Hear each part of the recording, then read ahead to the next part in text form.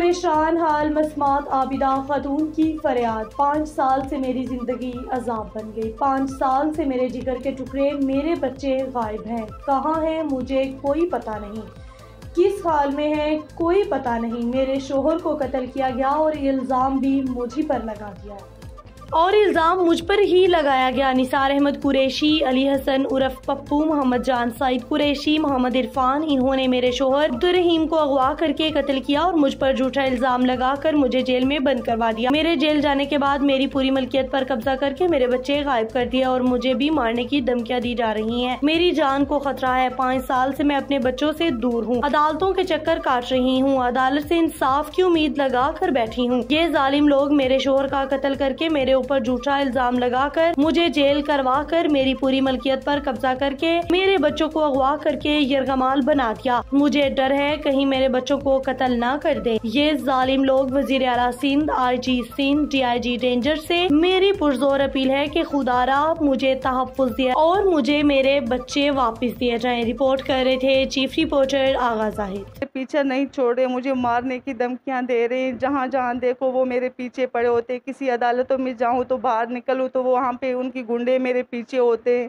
جہاں پہ میرے گھر تھے وہاں گھر پہ مجھے دھمکیاں دے رہے تھے، دھمکیاں دے دے کے اسی دھمکیوں کی وجہ سے میں مجبور ہو کے اپنی جو نا گھر اور میرے وہاں پہ ایک پلاٹ تھا وہ میں نے بیچ کے یہاں کے کسی سائڈ پہ ہو گئی۔ ابھی جن بندے کو میں نے بیچا ان بندوں کو تنگ کر رہے، وہ میں نے علی حیدر چانڈیو اور دیدار چانڈیو کو بیچا ہے۔ ابھی ان کی اور ان کے بچوں کے لیے عذاب پیدا کیے لوگ، ڈیلی ان کے گھروں میں جا کے پتھریں مارتے، ڈیلی ان کے گھروں میں بندے لے کر جاتے، 20-25 بندے ان کو دھمکیاں دے رہے کہ یہ جگہ جو ہے نا تو خالی کرو، 2 نمبر فائل بنا کے ہم لوگوں کو پریشان کر رہے، ہمارے اوپر جھوٹے FIR کٹوا رہے کہ یہ لیڈیز جو نا قبضے کر آ کے ہمارے پلاٹ پہ قبضے کیا، جبکہ وہ ثابت ہی نہیں کر سکتا کہ یہ قبضہ ان کے پاس ہے، وہ ثابت ہی نہیں کر سکتا یہ پلاٹ ان کے پاس ہے۔ 2013 سے یہ پلاٹ ہمارے پورے علاقے کو پتہ ہے اور سب کو پتہ ہے، اور جس اسٹیٹ والے نے مجھے لے کر دیا یہ پلاٹ وہ اسٹیٹ والا بھی ہے، وہ بھی آئے گا سامنے، اور جس کی نام پہ یہ فائل شیر افضل وہ بندہ بھی آیا تھے، وہ عدالت میں بھی آ کر لکھ کر دیا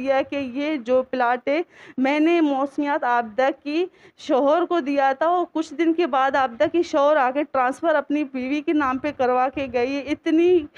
ان کی اتنی ثبوتوں کے بعد بھی وہ ابھی بھی یہی عدالت کے دعویٰ کرتے، تانوں میں جا کے بولتے ہیں کہ یہ پلاٹ ہمارا ہے۔ ان تانے کی پولیس والوں کو سب کو پتہ ہے، پہلے ان لوگوں نے میرے اوپر پٹیشن داخل کیا ہے جو اس خلاف کہ پلاٹ ہمارا ہے، یہ فائل ہمارا اوریجنل ہے، یہ جبکہ جھوٹ نکلا وہ پٹیشن اس کی ڈسمس ہوا۔ ابھی بھی یہ لوگ کوششیں کرتے ہیں، ابھی بھی میرے اوپر جھوٹے FIR کروا رہے ہیں۔ میں پریشان ہو گئی ہوں، ایک تو میں عدالتوں پہ جانا میرا مجبور ہوتا ہے، جب جاتی ہوں تو واپس ہی نکلنا میرا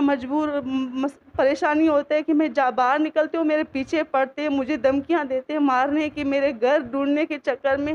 تو میں بہت پریشانی، میرا مسئلہ نہیں ہوا۔ یہ وہ لوگ ہیں جو کل تک ہمارے نوکر تھے، ہمارے بچوں کی چپلیں صاف کرنے والے لوگ تھے، جن کے پاس 1 روپیہ نہیں ہوتے تھے، جو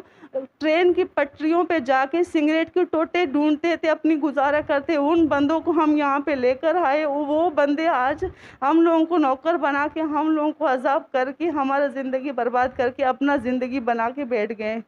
تو میرا حکومت سے یہی دعا کہ مجھے ان لوگوں سے تحفظ فرمائے، اور میری جو معصوم میرے بچے جو درپدر ہو رہے، جو بھٹک رہے، وہ مجھے لا کے دے دے اور مجھے انصاف لے کر دے ان ظالموں سے۔ میں نے اپلیکیشن دیے، DIG کو، IG صاحب کو اپلیکیشن بھیجا ہے، میں نے رینجرز کو اپلیکیشن بھیجا ہے، میں نے کوششیں کی ہیں، لیکن اس کوششوں کے بعد بھی میرے بچے مجھے ابھی تک ملے نہیں۔ ہائی کورٹ سے آرڈر ہو گئی، فیملی کورٹ سے بچوں کے کیس میں جیت گئی، وہ اپیل میں گئی، وہ اپیل ان کی ڈسمس ہو گئی، پھر اس کے بعد ہائی کورٹ سے جب آرڈر ملے تب یہ لوگ بھاگ گئے۔ ابھی بھی ہائی کورٹ سے نوٹسیں بھیجے، وہ ابھی تک نہیں آ رہے، بچے نہیں دے رہے مجھے۔